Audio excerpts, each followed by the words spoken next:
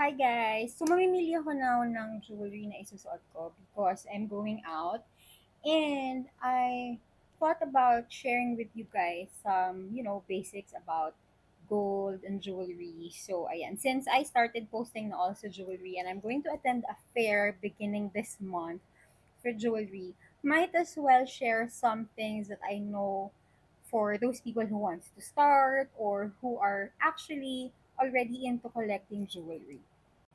Since for the longest time, panay designer jewelry lang yung pinopost ko sa Lovelocks Bags, my friend and I decided na isama ako sa fair, sa mga fair sa jewelry. And, ayun nga, makikita natin kung saan yung mga factory, kung saan yung mga, magagandang klase talaga, mga sariling designs, and mga buong mga diamonds, and mga iba-ibang klase ng gold, white gold, yellow gold, rose gold, and some of them use platinum as well. So, what are the difference ba? So, number one, di ba, especially for, these are the basics kapag nagsa-start ka pa lang, lalo yung mga nagtatanong sa akin, lalo na before, with regards to jewelry, sa mga gold, ganyan, if they wanted to invest something that, is worth their money sa mga alahas. So, ayan. Meron tayong mga 14 karat. There's also 18 karat. And of course, meron tayong mga 22 and 24. But most of the brands and sa lahat halos kahit hindi mga branded na alahas, ang ginagamit most of the time is 18 karat. 18 karat has more gold derivatives than 14 karat. But when it comes to durability, kapag kunyari ang setting mas malalaking klase ng diamonds, karaniwan ang ginagamit nila doon is 14 karat or platinum. Why? Because kapag mas maraming pure na gold derivatives dun sa inyong ginto, mas malambot kasi siya. And hindi niya mahuhold yung mga diamonds or yung mga bato na nilalagay natin sa kanila. That's the reason why meron mga iba na gumagamit ng 14 and platinum. In general, yung 18 karat gold, we have 75% gold. Kaya nakikita natin yung AU 750 kapag 18 karat gold. That's because 75% yung purity ng gold sa 18 karat. And for 14 carats, there's 58.3% purity of gold. And for 10 carats naman, there's only 41.7% purity of gold. So, in general, or all in all, sa market, yung mga ginagamit natin or binibenta, kahit yung mga designer jewelry like Cartier, Van Cleef. Van Cleef is 18 karat. That's why you always see AU 750 dun sa mga clasp nila. Lahat yan gumagamit ng 18 karat. And mas mataas kasi yung value nila as compared to the other two. Now, yung mga pinipili namin and mga sinusource namin, like this one is very cute diamond stud. This one is 18 karat white gold. And meron siyang diamonds. And kaya niya yung mga diamonds because they're little lang naman or maliliit lang naman sila na nakaset sa white gold. Same with this one. This one is a very cute one. This is parang mini hoop earring with diamonds. This is also 18 karat. Most of the things that we source are 18 karat or platinum because they have more value as compared to the 14 karat. Unless ipapagawa talaga mismo nung may order or nung may gusto ng 14 karat yung kanyang setting. Of course, they all affect yung durability nga ng ating gold, but in general, 18K yung pinaka-okay gamitin para sa lahat. And as I've said, value-wise, siya yung pinaka-okay. And most of the designer, pati yung mga hindi designer na alahas, 18 karat talaga yung ginagamit.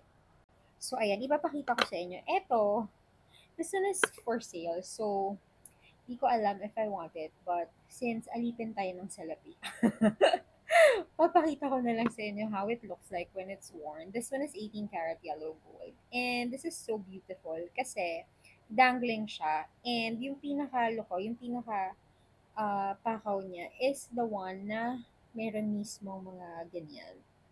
So, let me show you. So, that's how it looks like. Ayan siya. Actually, ito, bukod sa mga night out, pwede rin siyang gamitin. Depende sa inyo, but ako, I think I can pull this off kahit pag naka-jeans ako or something because I don't usually wear a lot. But of course, ito yung aking mga anting-anting.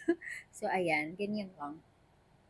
It looks so nice, diba? Parang it stands out and it's something that pops lalo na naka-black lang ako. But since, sabi ko nga, alipin tayo ng salapi, ipopost ko na lang to sa Love Locks.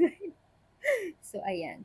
And marami pang iba na, you know, I'm going to show you guys. And in the long run, I'm also going to impart whatever I've learned pagdating sa mga alahas, diba? Because I just don't want naman to sell and then not imparting anything that I have known. Even if I haven't been active in on YouTube rather, eh, I still try to make ways for me to be able to impart whatever I know to everyone who's watching my platform. This one is also very beautiful. This is only 108,000 pesos and it's posted on Lovelock's Light. This is around 2 point something carats, total carat weight. Ayan yung susunod kong episode or yung susunod kong video. I'm gonna share with you guys naman yung mga total carat weight, yung mga clarity. Of course, I'm still trying to, I'm trying to collate all of it, guys, so that I can make one video for you guys that you can learn from. So, ayan. Nice din ito. Ayan. Ito mas more on pang evening talaga. So, there. It looks so beautiful. Oh, diba? Or, pwede din this one. This one is an illusion. And illusion kasi it makes an illusion that it's really big, but it's not buong diamond. There are some who still prefers mga illusion, of course. And minsan pag ay suotin yung mga buo, meron pa rin ako mga ibang letera ng mga illusion. Ayan. Discuss din natin yan in the next episode. So, promise sisipagan ko ng gumawa ng mga videos para mas mabudol ko pa kayo, o, diba? So I've been active posting on Lovelock's Light and Lovelock's Bags. So you're going to see me posting more jewelries as well because we're going to the fairs.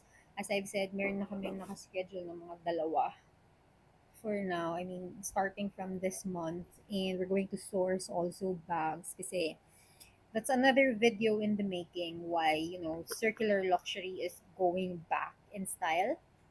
So ayan, medyo marami-rami akong backlogs sa inyo. So, there you go. Ayan, nice din to.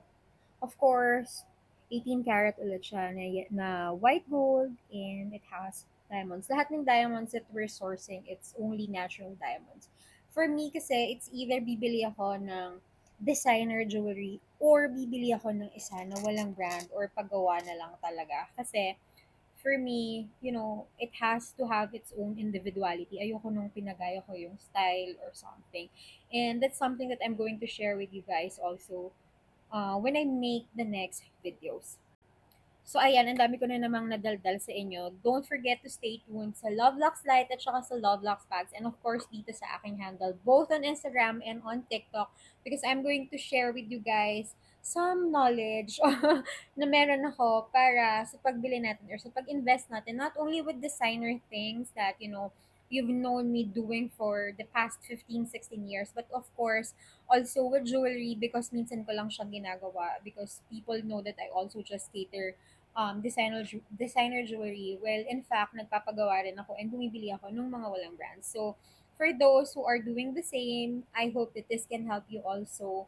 And the next couple of videos that I'm going to do can also, help you learn or at least you can pick something up from the things that I'm doing or saying. So, there. Thanks. Bye.